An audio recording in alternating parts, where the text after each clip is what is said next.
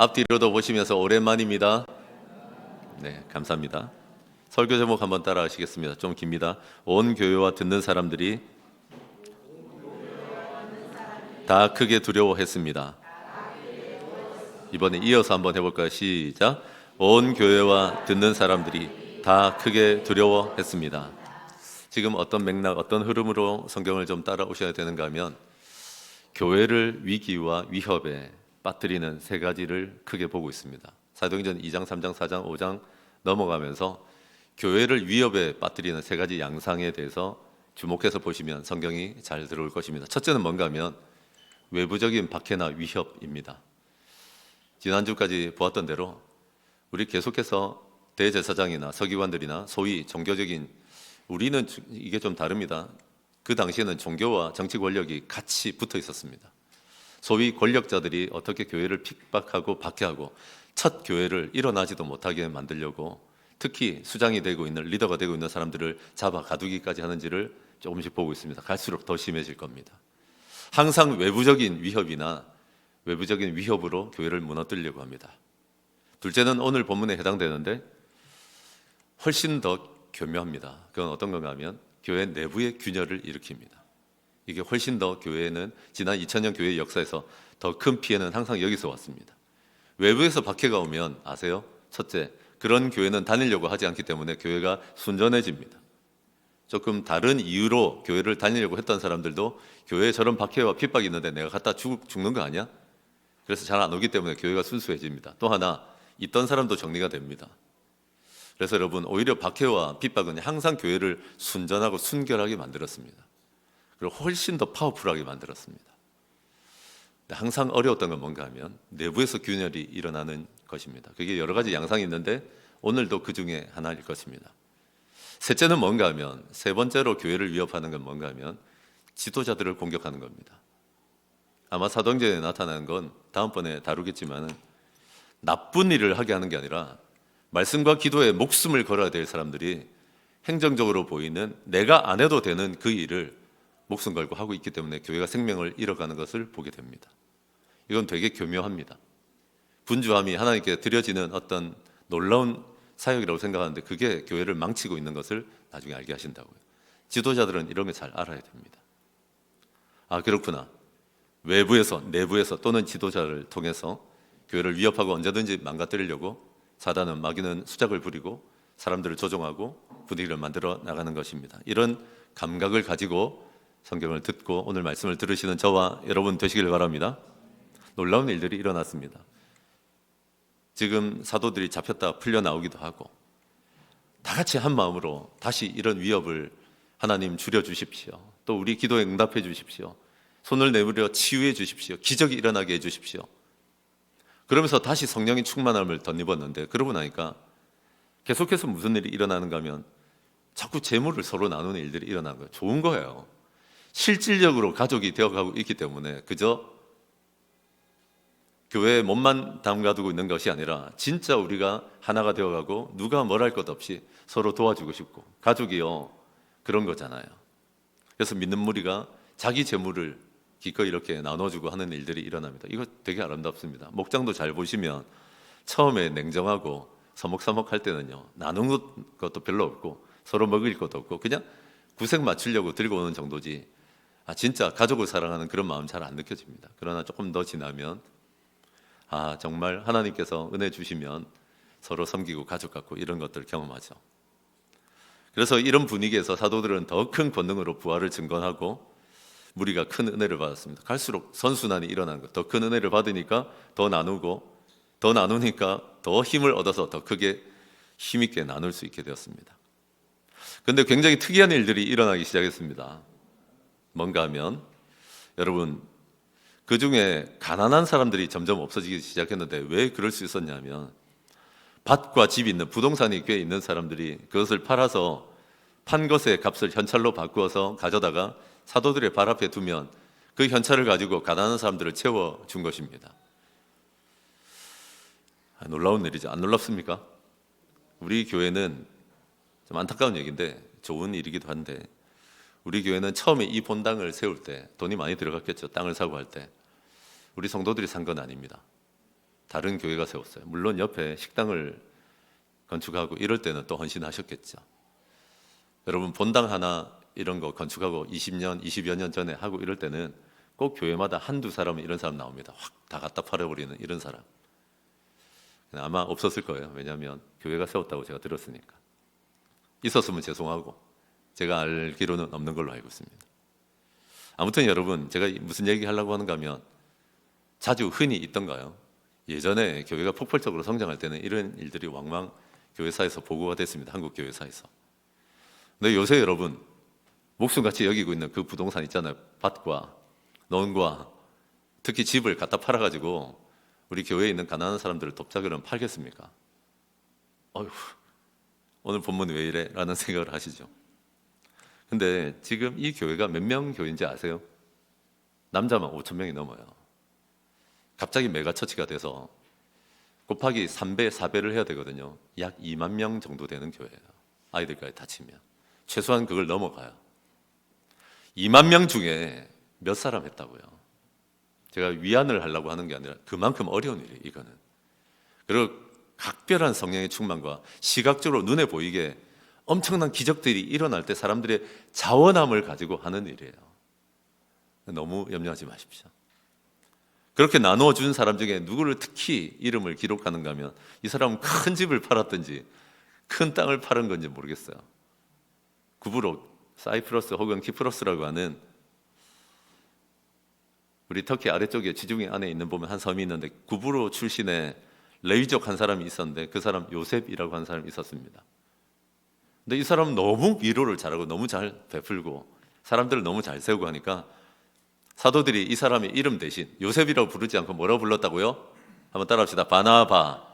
바라고 하면 아들이라는 뜻입니다. 아들. 위로의 아들 바나바. 위로를 얼마나 잘하면 그런 성향을 가진 사람은 위로의 아들 이렇게 부르잖아요. 그런 사람이 밭이 있었는데 그걸 팔아가지고 그 값을 가지고 사도들 발 앞에 놓았습니다. 현찰로 바꿔가지고. 이 당대 학자들이 보기로는 크게 두 가지 아마 부동산 아니었겠나 보고 있습니다. 첫째는 키프로스에 있던 원래 이제 거기 있었지만 내가 드디어 이제 사역적으로 옮겨오면서 그 부동산을 좀 처분하는 과정에서 들이지 않았겠나 보는 사람도 있고, 또 하나는 그거 아세요? 지금도 예루살렘 성지순례 가보면 예루살렘 성이 있는 오른편에 보면 감람산에 그렇게 무덤이 많아요. 왜 많을까? 성지 주변에 있어야 천국 간다라는 이상한 믿음이 있었어요. 근데 여러분, 예수님을 만나고 보니까 그 어디나 하늘나라요. 예수님 만나고 보니까 내 무덤이 어디 있든지 간에 그게 중요한 게 아니라는 믿음이 생기면서 그때 무덤을 갖다 팔았던 사람들이 꽤 있었다라고 하는 얘기들이 있습니다. 그냥 이 성경 봐서는 우리 잘 모르지 뭐. 어쨌거나 밭을 갖다 팔았고 다른 사람들 이름은 모르겠는데 바나바의 이름은 기록이 될 만큼, 그래서 제가 추론해 보는 거예요. 되게 큰 걸 팔았든지, 저건 있을 수 없는 일이야 하는 정도로 팔았겠지. 빌딩을 팔았든지. 그래서 여러분 위로 드립니다. 여러분 평생에 한번 볼까 말까 하는 일이에요, 이런 일은. 그래서 너무 위축되지 마십시오. 근데 여러분, 여기서 제가 하고 싶은 얘기는 뭔가 하면, 그러면 칭찬하고 진짜 감사하다, 저런 헌신을 하시는구나, 몇 가정들이 그렇게 하고 있는 걸 보면 대단하다 하고 칭찬해주고 고마워하고 이러면 되는데, 비교가 시작돼요. 보통은 누구한테? 밭도 없고 집도 없고요, 자동차도 없는 그런 사람들 비교하네요. 비슷한 처지인데 저건 뭐야? 왜 저 사람은 2만 명 교회에서 유독 칭찬을 받고 저렇게 세움을 받고 명예를 다 가지느냐? 나는 뭐야? 꼭 보면 이렇게 자원함으로 했던 사람은 막 뜨고 있고 이러는데 못 견디는 사람 누구겠어요? 밭 있고 집 있고 이런 사람들은 못 견뎌요, 진짜. 그리고 나도 저 명예를 갖고 싶지. 여러분, 보통 비극은 여기서 시작돼요. 비교에서 비극이 시작됩니다. 한번 따라합시다. 비교에서 비극이 시작된다. 항상 보면 비슷한 사람들끼리 비교해요. 잘 보세요. 청년들도 결혼할 때 이렇게 보면 같은 교회 안에 있어도요, 동기 중에 혹은 한두 살, 서너 살도 힘들어요. 동기 중에 누가 결혼을 하잖아요. 못 견뎌요. 내가 지보다 잘생겼는데, 내가 너보다 뭐가 나도 나은데 왜 네가 이렇게 좋은 결혼을 하고 앉았냐. 그래서 막 서둘러서 결혼해가 또 망하고 이래요. 비극은요, 비교에서 시작될 때가 많아요. 그렇지 않습니까? 내 자식이 막 이렇게 되고 있는데 저 자녀는 취직을 잘해가지고 막 저렇게 있으면 못 견뎌요, 진짜. 다른 집에 애를 낳았다 이런 게 부러운 게 아니라 내 자식도 취직을 해야 되는 거예요. 사람들은요, 이 비교에서 비극을 일으킵니다. 좀 이따가 이제 나올 사람 때문에 제가 미리 설레발 이렇게 전제를 하고 있는 거예요. 저와 여러분의 얘기는 아닙니까? 여러분, 태초부터, 모태에 조성되기 전부터 하나님은 우리를 아셨습니다. 우리가 딱 맞는 인생을 기획하고 지금 인도해 가고 계십니다. 근데 자꾸 뭐가 걸리는가 하면 입시생도 그렇거든요. 나는 죽자고 공부하고 있는데 엎드려 자던 저놈이 시험 치면 나보다 조금 더 잘해. 나하고 비슷한데 5등, 7등 막 이러는데 쟤가 3등을 해. 그럼 미치는 게 사람이라고요. 그 비교에서 벗어나면 훨씬 더 자유롭고 자기의 인생, 하나님 주신 인생을 사는데 거기에 말려 들어가는 거예요. 말려 들어가는 거예요. 그리고 여러분, 비교가 비극을 일으키고 비교에서 비극이 시작된다는 것을 아시고 하나님 나를 좀 자유하게 하시는 한 주가 되게 해주십시오 하시는 저와 여러분 되시기를 바랍니다. 나에게 주신 인생이 있어요. 되게 다른 사람들에게 주목하던 거 그거 신경 끄고요. 남들 나 어떻게 보는지, 남들은 어떠는지 이런 거 제발 좀 신경 좀 끄고 나에게 주신 경주를 하다 보면요, 이상하게 남들이 나를 부러워할 때도 찾아오는 거예요. 꼭 비교하면 무리하게 되고 비교하게 되면 이상한 짓을 하게 됩니다. 비교가 또 비교에서 비극이 시작된다는 것을 잊지 마시는 저와 여러분 되시길 바랍니다. 우리 교회가 다음 주까지는 좀 성령 충만했으면 좋겠어요. 다음번에 2027년에 내년도 1월 달에는 본대가 가게 됩니다. 본대라고 해봐야 뭐 큰 차이 납니까? 우리가 뭐 대형 교회도 아닌데 한 25명 내외로 가게 되겠죠. 물론 자원을 받아서. 교회가 후원을 해줄 때 가십시오. 점점 줄어들게 됩니다. 왜냐하면 처음에는 동력을 일으켜야 되니까. 근데 여러분, 좀 보내달라는 게 뭐가 있었냐면 타올, 헌 옷, 헌 신발 뭐 이런 거 있잖아요. 난 곰곰이 생각하게 되는 게 왜 누구는 태어나서부터 맨날 헌거 받아야 되나 이런 마음도 있어요. 근데 우리가 그렇게 대단한 부를 가지고 있는 게 아닐 때가 많으니까 개수로 봐서는 내년도에 20 몇 명이 갈 때 갖고 가는 게 나아요. 타올이나 헌옷이나 이런 건. 이번에 가는 분들은 어른들이요, 고작 해봐야 6명밖에 안 돼요. 어른들이 다 이구지구 가야 되는데 뭐 어떡해. 그래서 뭐 헌 노트북 자체가 굉장히 비싸다고 생각하고 지금 반도체 값도 많이 오르고 이러니까. 그래도 여러분, 성령 충만하고 그 땅을 섬겨야겠다 하는 마음이 있다면 같이 좀 섬기시는 저와 여러분 되시길 바랍니다. 다음 주에는 감사헌금 좀 하지 마세요. 그런 거 하지 말고, 아마 당회에서도 제가 그런 얘기를 좀 하겠지만 다음 주에는 선교지 밀어주는 거예요. 선교지에 점심을 먹는데 점심의 메뉴에 돼지고기를 좀 더 넣었으면 좋겠다고 제가 제안을 했는데 고민을 사흘 하더라고요. 그래도 될란지. 워낙 못 먹으니까. 우리는 필리핀 마닐라에 가는 게 아니라 두마게티라고 하는 섬의 가난한 사람들을 섬기는 거예요. 오면 쌀을 나눠줘요. 쌀을. 분위기 알겠죠? 우리 교회 왔다고 쌀 이렇게 한 봉씩 나눠주고 이런 건 안 하잖아요. 한때 우리 교회도 그랬어요. 예전에는. 그거 하려고 다음 주에 헌금 한번 하자는 거예요. 집도 팔고 땅도 팔고 다 가지고 오십시오 뭐 이러면 큰일 나겠지만, 그러나 여러분, 기쁜 마음으로 우리 그 잔치하고 그 쌀에 쓰일 거, 죄송한데 그 이번에 선교팀이 가가지고 자고 드시고 하는 건 당신들이 하세요. 당신들이 하셔야 돼요. 근데 그 잔치는 교회가 도와야 돼요. 그것까지 다 엎어서 하기에는 돈이 많죠. 한 3일 있다가 선교사님 내한테 연락이 와서 목사님 영광이 될 것 같습니다. 하나님께 기도를 3일 동안 했더라고요. 성도들 돼지고기 먹어도 되는가? 너무 미안하더라고요. 그런데 저도 교만하게 안 굴어요. 선교사님 기도해 보시고, 왜냐하면 갑자기 너무 차이가 나면 안 되거든. 이게 좀 은혜가 될란가 싶으시면 하십시오. 아니면 안 해도 상관없습니다. 우리가 왔다가 뭐 특식을 해야 되고 그런 건 아니고 부활절이니까. 거기도 부활절에 가거든요. 그 부활절이라고 우리는 막 특식한다 그러면 이러는데 거기는 쌀을 얻어가야 되는 이런 형편이니까. 그럼 여러분 다음 주에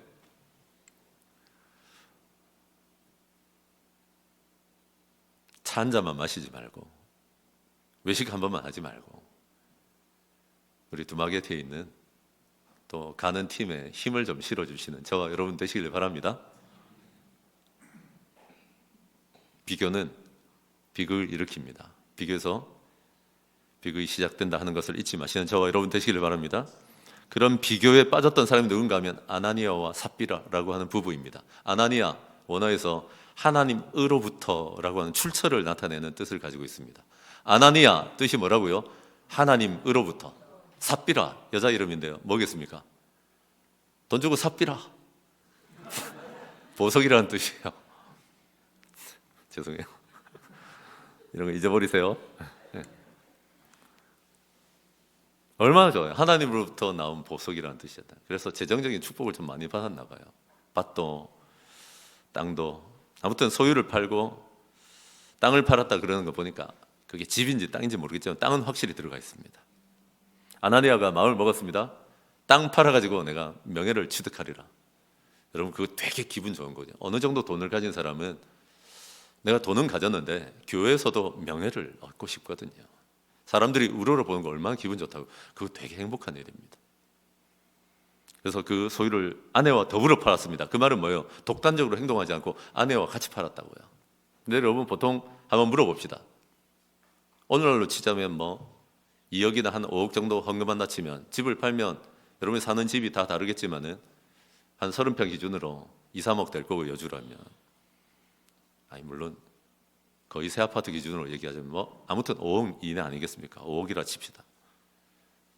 그래 되면 아내와도 상의를 하겠지만 보통은 교회에 알리겠습니까? 안 알리겠습니까? 여러분이 5억을 헌금한다 생각해보세요. 진짜 무기명으로 아무도 모르게 할 수 있습니까? 저는 그런 예를 거의 본 적이 없습니다. 현실적인 얘기를 할게요. 목사님 먼저 찾아옵니다. 찾아와서 내가 얼마만큼 헌금하고 싶다 이러면서 해도 될지 묻는데 그걸 뭘 물어봅니까? 하면 되지. 근데 그게 사람이에요. 그게 잘못됐다고 말하는 게 아니라 이거 바나바가 헌금한 거 왜 알아요 사람들이? 누가 말을 했든지 봤든지 자기가 찾아와서 얘기를 했든지 하는 거예요. 우리는 너무 이상적이야. 그냥 아무한테도 알리지 않고 5억 탁 이렇게 해버리면 좋겠다고 생각하는 거지. 보통은 와서 내가 땅이 있는데요 이 땅을 팔아가지고 저도 바나바처럼 있는 거 다 드릴게요 라고 약속하고 갑니다. 하나님 앞에서와 사람들 앞에서 얘기하고 간다고요. 근데 여러분 팔고 나면 다른 생각이 좀 들어오죠. 그러면 안 되는데 일단 돈을 지고 나면 다른 생각이 들어오는 거예요. 애들 생각도 나고 이 돈이면 뭘 살 수 있는데 하는 생각도 들고 하는 게 사람이라고요. 근데 문제는 뭔가 하면 성경은 뭐라고 하는가 하면 그러면 와서요 사도들한테 제가 좀 드리려고 했는데 제가 그렇게 믿음이 크지 못하고 얼마만 좀 할게요 라고 얘기해도 됩니까 안 됩니까? 하나님을 잔인한 분으로 몰지 말고 그렇게 얘기하면 됩니다.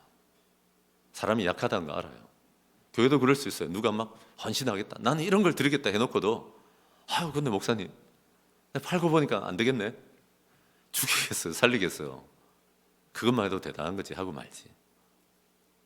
문제는 성경에서 굉장히 중요하게 다루는 건 뭔가 하면 속이고 감추고 있다는 거예요. 거짓말하고 있다는 거예요. 와서 얘기하면 되는데 얼마만 가져다가 사도들의 발 앞에 두었습니다. 여러분 얼마라고 생각합니까? 5억이라면 얼마를 갖다 놨을까? 아무튼 여러분 베드로가 얘기합니다.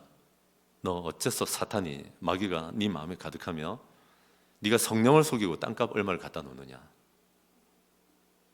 그러면서 뭐라고 하는가 하면 땅이 있을 때도 네 땅이 아니었고 팔고도 네 땅이 아니구나. 너 지금 사람들 속이는 거 아니다. 성령을 속이고 하나님을 속이는 것이다 라고 얘기합니다. 아나니아가 이 말을 듣자마자 엎드려져서 죽었습니다. 이것 때문에 이 본문을 우리가 되게 두려워합니다. 얼마나 사람들이 크게 두려워했는지 모릅니다. 젊은 사람들이 일어나서 그 시신을 싸서 메고 나가서 장사를 지냅니다. 젊은이들 시겁했을 거예요. 이런 짓 하면 죽는다 하는 것을 사실 배웠을 거예요. 그러고 나서 3시간이 지났는데 아내가 들어왔습니다. 삽비라 보석이 들어왔어요. 베드로도 너무한 것 같아. 베드로 뭐라고 합니까? 땅 팔았던 값이 이것뿐이냐라고 물어봅니다. 아내에게. 남편이 없으니까 말 맞춘 게 있을 거 아니에요. 공모자니까. 이게 답니다 라고 했는데, 너희가 어찌 함께 꾀하여 공모해서 주의 영 성령을 시험하려고 하느냐. 보라, 네 남편이 장사되었고 오는 길에 너도 메어서 나갈 것이다 하고는 곧바로 죽임을 당합니다. 또 이렇게 죽고 나니까 젊은 사람들이, 성경은 또 얘기합니다. 젊은 사람들이 이걸 보고 메어다가 장사 지냅니다. 옆에다가. 꼭 보면 젊은 사람들한테 힘이 좋아서요? 아니요. 성경은 굉장히 의미 있게 얘기합니다. 젊은 사람들이 이 장사를 지냈고, 젊은 사람들은 장사 지내고 장례 이런 데 잘 안 오거든요. 근데 일부러 지내게 했습니다. 배우라고. 온 교회가 이 일을 듣는 사람들은 다 크게 두려워했습니다. 두 번째로 제가 전하려고 하는 게 뭔가 하면, 차갑게 사랑할 줄 알아야 된다는 겁니다. 한번 따라합시다. 차갑게 사랑할 줄 알아야 합니다. 여기 이제 애를 낳고 기르는 분들도 계시지만, 통상 뭐라고 합니까? 만 1세가 될 때까지는 세상에 이런 사랑이 없을 정도로 엄마 아빠가 사랑을 쏟아부어 줘야 됩니다. 이유 없이. 여러분, 만 1세에서 2세 짧게는, 그때 통제하지 않으면 아이들은 감옥에서 통제를 배웁니다. 길게 보자면 학년 전 7세 전에 반드시 배워야 됩니다. 차가운 사랑을. 엄마 아빠한테 그러면 안 돼. 사람들한테 그러면 안 돼. 밥 먹을 때 돌아가면 안 돼. 배워야 됩니다. 복장 때 이러면 안 돼. 예배 때 이러면 안 돼. 배워야 합니다. 엄마 아빠들이요, 젊은 부부들, 젊은 청년들 잘 들으세요. 너무 따뜻하게만 사랑해요. 차가워져야 합니다. 훨씬 냉정하게 사랑해야 합니다. 어느 때가 되면. 제가 이런 얘기 왜 합니까? 아나니아와 공모했던 삽비라를 성경은 굉장히 유심히 봅니다. 남편이 이렇게 왔어도 차갑게 사랑해야지. 여보, 정신 차려라. 뭐 하자는 거고 지금? 라고 말했어야지. 근데 이게 공모가 되는 거예요. 여보, 이번에 애들 요것도 좀 필요하고 우리 대출도 갚아야 되고 요것도 좀 해야 안 되겠나? 라고 하면 그러자라고 해버리는 거예요. 이건 차가운 사랑도 아니고 다 죽이자는 거예요. 청년들에게 물어봅니다. 오늘 집에 가면, 오늘 이런 본문이 나왔으니까 뭐라 하지 마세요, 장로님. 우리 교회는 헌금 설교 안 한다. 저는 그렇게 안 한다고 했습니다. 본문 나오면 해야지. 청년들 물어보세요. 집에 가서 엄마, 아빠 11조 합니까? 왜 안 합니까? 왜 우리 집을 이렇게 가난하게 만듭니까? 하나님 시험해 보라고 안 합니까? 왜 아빠는 안 합니까? 엄마는 안 합니까? 왜 안 물어봐요? 공모하고 있어서 그래요. 자식들도 알면서 우리 집이 왜 이렇게 가난하게 돌아가게 됐는지 이제 믿음으로 알만한 나이가 됐는데도 안 물어봐요. 그래서 와가지고 야, 사는 게 너무 어려워가지고 안 되겠다. 하나님이 죽었습니까? 우리 목장이 그래요. 한 자매가 돈이 좀 없어가지고, 여러분 출근할 때 원주까지 가는데 내가 실어를 말했으면 미안해. 2시간을 걸어 다녀요. 저 집에 아울렛 가는 길에서 우리 이 여주역까지, 여주역이 아니라 터미널까지 겨울에도 걷고 여름에도 걷고. 근데요, 내가 그냥 따뜻한 사랑만 가지고 있는 목자라면 야, 헌금하지 말고 그 돈으로 그냥 차 타고 다니라 하겠지. 근데 여러분 아무 말도 안 했어요. 내 일을 지켜보니까 목자 목녀들은 알잖아요. 자기 목원들 성실하게 하더만. 하나님이요, 차도 주시더라고. 하나님이요, 자기가 우선순위가 아닌데 아파트도 주시더라고요. 하나님이요, 주시더라고요. 근데 왜 공모하냐고요? 왜 삽비라 짓을 하냐고요? 그런 유혹은 올 수 있어요. 아나니아처럼. 아버지는요, 어머니는요, 두려울 때가 있다고요. 그럼 자식들은 그러지 말아야지. 아내는 그러지 말아야지. 하나라도 정신을 차려야지. 어디 거기다 손을 대냐고요. 그러므로 여러분, 아나니아와 삽비라처럼 성령의 역사가 눈에 보이게 각별할 때는 정말 하나님께서 눈에 보이게 이런 기적과 이적을 일으키는데도 이런 거짓으로 하나님을 속이는 일들이 일어날 때는 죽습니다. 오늘날에는요, 당장 엎드려 죽지는 않겠지만 당신의 가정의 경제가 죽어갑니다. 여러분 진짜 따지고 들어가 보세요. 왜 어려워졌는가? 사실은요, 하나님의 것에 손을 대면서부터 어려워졌을 거예요. 그러면 여러분, 공모자가 되지 마시는 저와 여러분 되시길 바랍니다. 부모님들도 애들한테 물어보세요. 구정 지나서 내가 그 다음 주에 이 본문이 나왔어야 되는데, 애들 세뱃돈 딱 받고 나서 뭐 사고 어디에 해먹고 어디 맛집 가고 이런 거 말고 너 하나님께 구분하여 드렸냐 물으세요. 미안해하지 말고. 약간 우리한테도 아까운 마음이 들어오거든요. 모른 채 해주고 싶고, 얼마 만에 몇십만 원 생긴 건데 물어야죠. 공모자 되면 안 되지요. 아이들의 돈을 빼앗기 위함이 아니라, 여러분 정말 하나님께서 부으시는 재정이 있어야 되는 거 아닙니까? 하나님이 고작 그 돈 없어도요, 하나님 나라에 아무 지장 없어요. 근데 하나님이 30배, 60배, 100배로 갚으시는 분 아닙니까? 아멘이십니까? 우리 청년들 오늘 해보세요. 집에 가서 엄마, 우리는 11조 잘하지? 함께 잘 드리고 있지? 얼굴 벌개지고 아무 말 못하면 아무 말 하지 뭐 그 방에서 나와.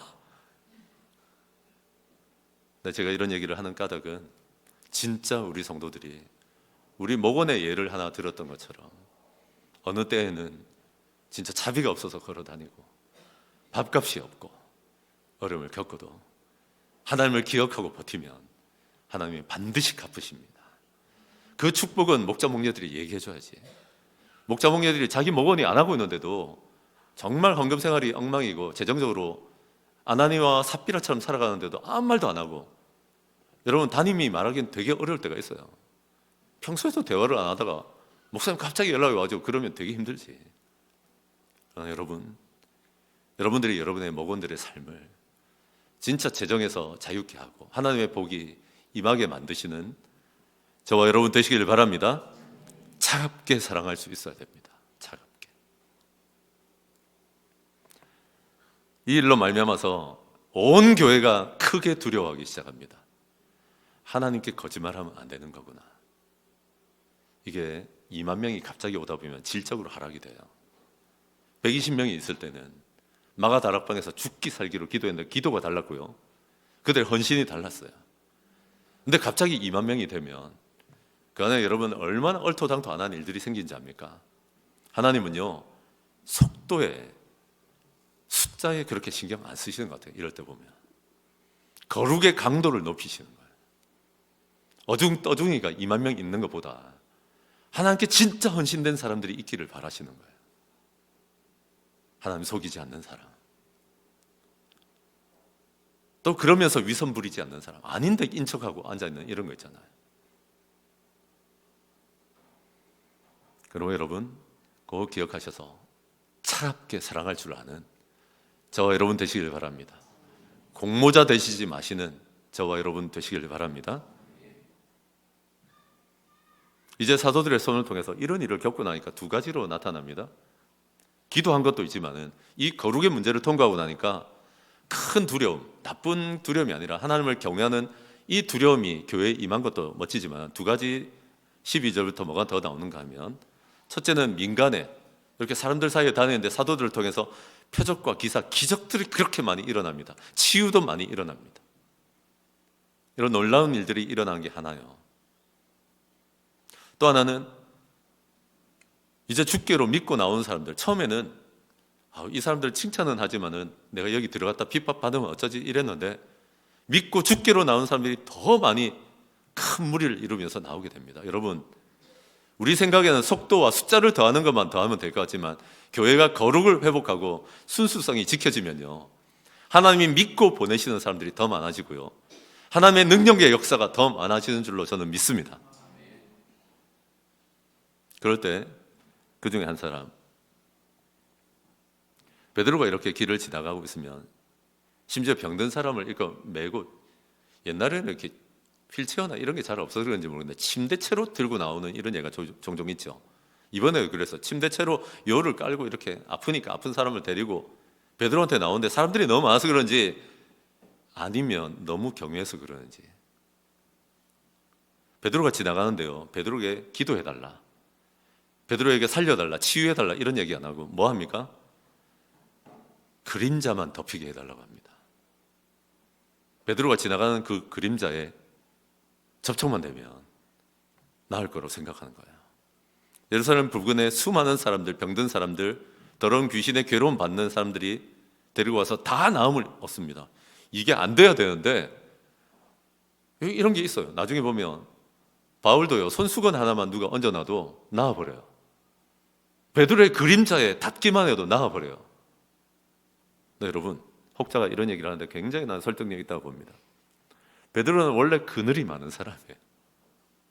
얼마 전에 대제사장하고 종교 권력자들한테 잡혀갔을 때 베드로한테 뭐라고 비난하는지 봤죠? 뭐랍니까? 못 배운 게라고 나왔어요. 어디서 못 배운 게? 정식 교육을 다 받고 좋은 학제를 거친 제사장 그룹에서 종교 권력자들 보기에 베드로 진짜 그늘 많은 사람이거든요. 얼마나 자신 없겠어요. 여러분들도 그러지 않아요? 나 대학 안 나왔는데 자꾸 대학 얘기하고 대학의 어떤 얘기를 하면 얘기 돌리고 싶죠. 나는 진짜 돈 때문에 어려워 죽겠는데 자꾸 주식 얘기하고 코인 얘기하고 부동산 얘기하면 얘기 돌리고 싶죠. 사람들은 다 그런 그늘이 있어요. 여러분의 그늘은 뭐세요? 젊은이들은 뭐 앉았다면 넌 취직 언제 하냐, 얼마나 버냐, 뭐 자꾸 이런 게 그늘이 된다고. 그늘이 있다고, 우리 각자에게. 네, 여러분, 그 그늘 많고 그림자 많은 인생이, 부활하신 예수를 만나고 성령 충만을 경험하다니까 어떻게 됩니까? 그의 그림자가, 그의 그늘이 치유의 그림자, 치유의 그늘이 되게 하신 줄로 믿습니다. 여러분, 어떤 그림자를 가지고 계세요? 어떤 게 여러분의 그늘이세요? 주님께로 가지고 나오십시오. 우리 부활하신 예수를 만나면 우리 인생에 지금까지 참 누구에게 말하지 못했던 그늘이요, 치유의 그늘이 되고 치유의 그림자가 되는 줄로 믿습니다. 말씀 정리합니다. 여러분, 성령 충만의 역사가 일어나고 다 같이 마음을 합해서 기도하고 났더니 이렇게 놀라운 나눔의 역사가 일어납니다. 그럴 때 조심해야 되는 건 비교하지 마십시오. 솔직히 말해서 2만 명 중에 이렇게 밭과 땅을 다 팔아가지고 하나님께 드릴 수 있는 사람 많이 없어요. 그럼 그 정도 헌신하는 사람은 대단하다고 봐줘야지, 인정하고 고마워하고 이래야죠. 단기 선교팀을 이번에 보내면서 이제 막 한돌 지나갈까 말까 하는 아람이부터 갑니다. 내년에 못 갈지도 몰라요. 왜냐하면 선교사님하고 뭐라고 얘기했냐면 이런 팀도 1살, 3살, 4살, 중학생, 초등학생 다 섞여서 지금 가고 있거든요. 이런 팀도 단기 선교가 가능하다는 걸 좀 보여주시면 좋겠고, 그게 되면 내년에 어린아이들도 좀 데리고 가보고 싶습니다 했는데 너무 시겁하고 어려우면 저한테 정직하게 아마 얘기하실 거예요. 뭐 중학교 이상부터 됩니다, 뭐 이래 얘기하시겠죠. 근데 여러분, 갑자기 제가 이런 얘기를 왜 하냐면, 왜 그렇게 보냅니까? 일부를 드리던 우리가 전체를 드리고 있는 사람들을 한번 만나봤으면 좋겠어요. 선교사라는 사람이 그렇죠. 괜찮은 분이에요. 근데 거기에 기쁨으로 목장하고 있는 사람들이 있어요. 진짜 전체를 다 드리고 있어요. 우리 일부를 드리면서 전체 드리는 척 하시면 안 돼요. 우리 목장 좀 하면서 자꾸 하나님께 그런 생색 내면 안 돼요. 뭐 다 드린 것처럼. 당신 바나바 아니잖아요, 사실. 그냥 일부를 드리고 있잖아요. 이런 각성이 이 말씀을 통해서 일어나기를 바랍니다. 그러나 어떤 분들은 진짜 모든 걸 드리고 계실 거예요. 우리 목자들 중에도 지금 모든 걸 걸고 사생결단하고 하시는 분들도 있어요. 이번에 단기 선교 가셔서 모든 걸 드리고 있는 사람들을 통해서, 거기에 있는 바나바와 거기 있는 성도들을 통해서 모든 걸 드리는 기쁨, 능력을 배우고 돌아오시는 여러분들 되시기를 바랍니다. 둘째로는요, 차가운 사랑 결단하십시오. 제발, 저는 우리 본당에서 애들이 뛰어다니고 다 괜찮아요, 주일날 왔을 때. 근데 안 가르쳐서는 안 됩니다. 저는 뭐라고 항상 믿고 있냐면, 저래 야단을 치고 차갑게 가르쳤는데도 안 되고 있구나라고 생각해요. 그리고 우리 성도들이 요새 잘하더라고. 안 쳐다봐주더만. 근데 부모들은 해야 돼요. 7살까지 무진장 해야 돼요. 차갑게 사랑하세요. 마지막은 무엇입니까? 여러분, 기도가 우리의 그늘을 치유의 그늘로 바꿉니다. 기도하고 주님을 만나고 성령 충만하면 우리의 그늘이 치유의 그늘 되는 줄로 믿습니다. 기죽지 마시고 어떤 그늘이 있든지 간에 치유의 그늘 될 것이다 하시는 저와 여러분 되시기를 바랍니다. 2부도 시간이 좀 없어서 찬양하지 않고 1분 동안 침묵하시면서 내가 결단해야 될 거 좀 결단하시고 하시면 좋겠습니다.